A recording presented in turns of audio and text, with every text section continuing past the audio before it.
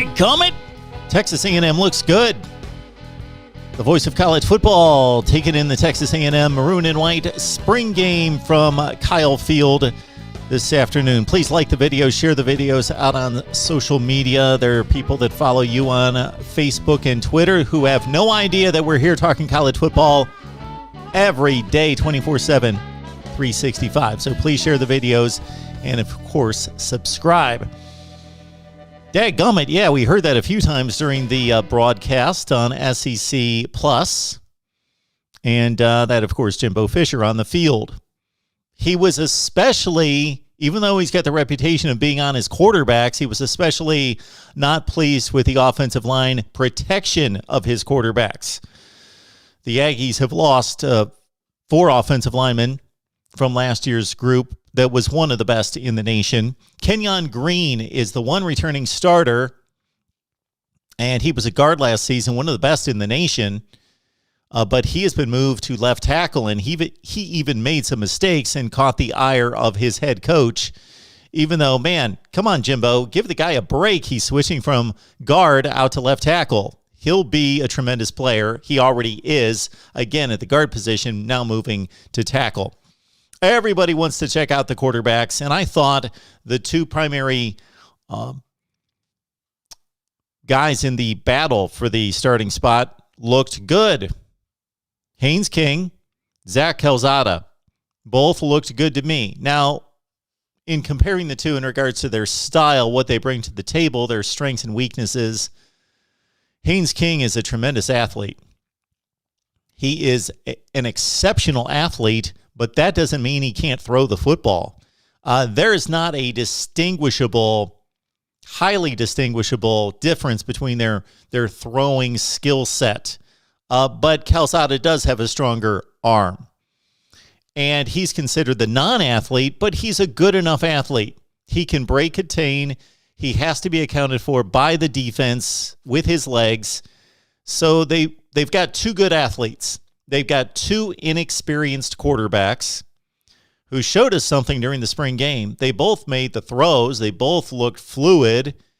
Calzada made a bad mistake at the end of the first half. They were running the 2-minute drill, and he threw one off his back foot. He got pressure. He tried to throw one, and it was late and inside when he should have. If he had thrown the ball at all, he was burned for a pick 6. They didn't call it a pick 6. It should have been a pick 6. And we've seen during these spring games, the head coaches get the right, of course, to negate the call, the play on the field, to set up the situation that they want to see.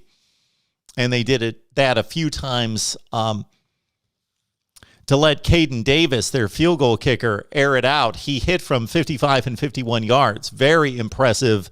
Those kicks would have been good from another 10 or 12 yards. So Caden Davis, put him on your radar of field goal kickers at 55 and 51 yards on this day. Jalen Weidemeyer, the great tight end, one of the best in the nation, caught 46 last year with 6 touchdowns. He is still out. He should be able to make it back by the beginning of the season. Texas A&M is loaded mostly with great skill position players, guys that have either been recruited at a high level who have yet to prove anything, but at the same time, they do have some playmakers who proved something in 2020. Those guys, of course, Isaiah Spiller is one of the best backs in the nation, and personally, one of my favorites to watch. So Isaiah Spiller, not a classic game breaker, game changer, 4-3 guy, but fast enough. But he's more of a speed or quick / power guy. He'll make you miss in the open field. He has exceptional moves in the open field, and he's also built like a tank. He is built strong and low to the ground. Devin Achane, 8.5 yards per carry last year with 5 touchdowns. He is going to prove to be a even more integral part of the offense, as is Anais Smith, 43 catches last year, 6 touchdowns. Chase Lane, 29 catches, 2 touchdowns. So those are guys with experience, productive guys amongst the best in the SEC. Texas A&M is loaded. The defense is stout.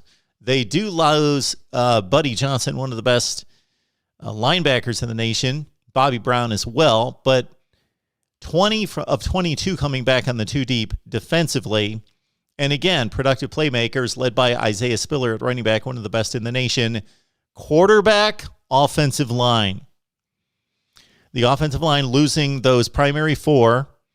And again, Kenyon Green, the one returner, they want to move him out to the outside and see what he's got there. Hopefully that's the right move to make because he was one of the best guards in the country. This group at offensive line, according to the coaches, according to Jimbo, is more talented than the guys that are moving on to the NFL draft. Watch the NFL draft this weekend. You will hear Texas A&M offensive linemen taken. But this group has a higher ceiling. They're just inexperienced. And, of course, the quarterback, I think they're going to be fine at quarterback with either Haynes King or Zach Calzada. Coming into this game, I was thinking, okay, if Calzada's got a much stronger arm, as is advertised by some, then I'm going to lean his way. But if King is by far the superior athlete and the arm differential's not much, well, then I go King's route because with a mobile quarterback, you extend plays, you threaten the defense with the run, both from breaking contain and also, of course, the read option plays. But the way I see it, there's not that much of a difference in terms of arm strength. The athleticism, yes, King is decidedly the better athlete, but Calzada is good enough. Based on just today, I didn't see the other 14 practices, of course. I'm a Haynes King guy, but I don't think it's a blowout. I think it's going to continue to come down to August camp. Hezekiah Jones needs to come through and show himself to be the player that he was expected to be. He had 18 catches last year. He had a drop. It was a lackadaisical kind of drop. Today, Calzada was the more accurate passer early. King got better as he stayed out there.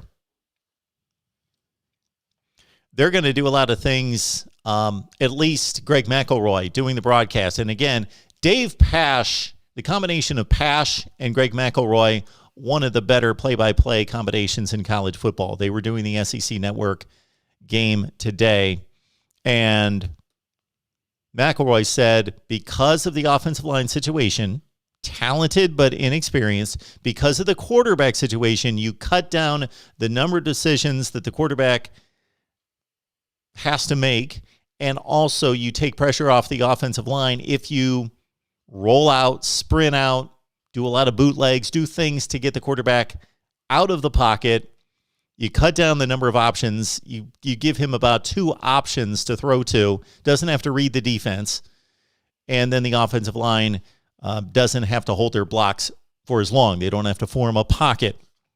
And again, Jimbo Fisher, having the mic on him during the course of the game, made this the most enjoyable spring game that I've seen. Absolutely. A lot of dadgummits. And a lot of tongue lashing for the offensive line. He was happy with those quarterbacks, but the offensive line, not so much. All right. Those are my notes. Eli Stowers, the third quarterback, most likely out of this competition, although officially he's still in the battle. He's a true freshman, and his future is bright, bright, bright, as it is for Texas A&M. Loaded, but offensive line, quarterback, questions that need to be developed and improved and answered in August.